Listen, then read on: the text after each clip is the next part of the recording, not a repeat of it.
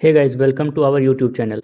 तो जिन जिन बच्चों को न्यूमेरिकल में दिक्कत आती है तो वो लोग अगर ये वीडियो देख लेंगे तो बहुत आसानी से उनका न्यूमेरिकल हो जाएगा। तो न्यूमेरिकल आने के लिए आपको बस जो दर्पण का सूत्र होता है वो पता होना चाहिए, और इसमें जो एफ और वी और यू है ये क्या क्या होता है। जो एफ होता है उसको कहते हैं फोकस दूरी, यू होता है, यू को कहते हैं वस्तु की दूरी, और वी को कहते हैं प्रतिबिंब की दूरी।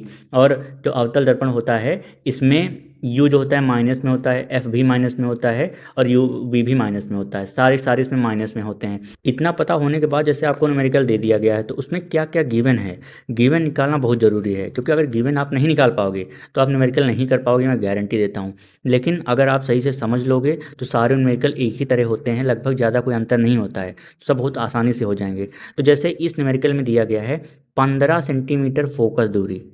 तो फोकस दूरी कितनी दी है, तो इसमें लिखेंगे दिया है, पहले दिया है, क्या दिया गया है, एफ इक्वल्स टू 15 सेंटीमीटर। और अवतल दर्पण दे दिया गया है, अवतल दर्पण में एफ माइनस में होता है। तो सबसे पहले फॉर्मूला लिखोगे आप, फॉर्मूला है 1/f equals to 1/v plus 1/u।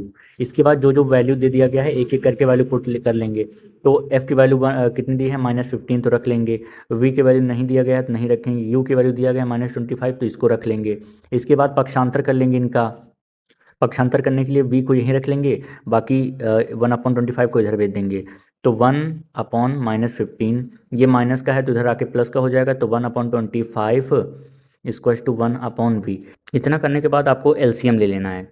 तो इन दोनों का एलसीएम लेंगे, तो एलसीएम लेंगे, एलसीएम आएगा 75।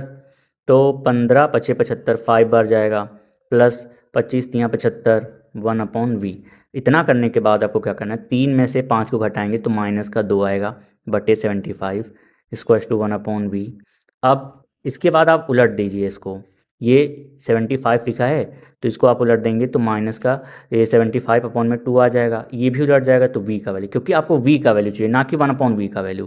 तो जब आप डिवाइड करेंगे इसको, इसको डिवाइड करा जाएगा तो आएगा माइनस का 37.5 इक्वल्स टू v। इसको सेंटीमीटर्स की यूनिट होगी। तो ये आ रहा आपका आंसर। अब जरा मैं क्वेश्चन आपको दिखा देता हूँ। क्वेश्चन में लिखा गया है प्रतिबिंब की स्थिति, स्थिति तो आपने निकाल ली है, और प्रकृति, प्रकृति भी याद करनी है। अब प्रकृति क्या होती है, अब देखिए अगर आपका पॉजिटिव में आंसर आया होता तो पॉजिटिव का मतलब होता है जो आपका प्रतिबिंब बनेगा वो दर्पण की इस तरफ बनेगा, इस तरफ। तो इस तरफ की जो वैल्यू होती है वो पॉजिटिव होती है ना। और इधर जब आता है तो निगेटिव वैल्यू ली जाती है। तो इधर यानी कि आपका सामने बना हुआ है प्रतिबिंब, तो आपकी जो प्रकृति हो जाएगी, प्रकृति, प्रकृति होगी वास्तविक। अब वास्तविक प्रतिबिंब होगा तो उल्टा होगा, उल्टा। तो पहले का फाइनल आंसर ये रहा, इतना आंसर हो गया।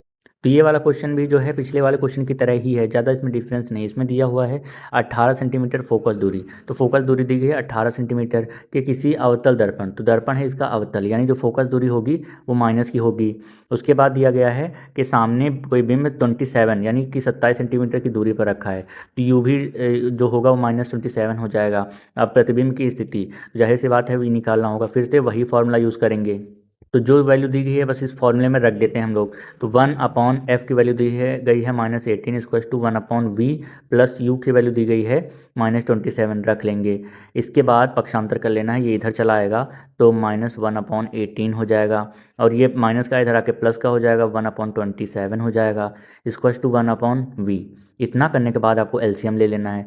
तो इन दोनों का एलसीएम जो होगा वो आएगा, फिर 18 से 54 को डिवाइड करेंगे तो 3 टाइम्स जाएगा, तो -3 प्लस 27 2 जा इक्वल्स टू 1/v। इतना करने के बाद 2 से 3 को माइनस करेंगे तो आएगा -1 अपॉन में 54 इक्वल्स टू 1/v। फिर क्या करेंगे, हमको इनको रेसिप्रोकल यानी इनका उल्टा कर देंगे, तो आएगा 54 माइनस का सेंटीमीटर इक्वल्स टू v। तो ये रहा आपका फाइनल आंसर। आई होप आपको ये वीडियो अच्छा लगा होगा। मैंने हर एक चीज़ को एकदम बेसिक से बताया है, तो अगर आपको नहीं समझ में आया तो एक बार और देख लेना। अगर फिर भी ना समझ में आया तो कमेंट करना, मैं दोबारा से कोशिश करूँगा अच्छे से समझाने की। तो अगर वीडियो पसंद आई हो तो please like, comment and subscribe. Thanks for watching.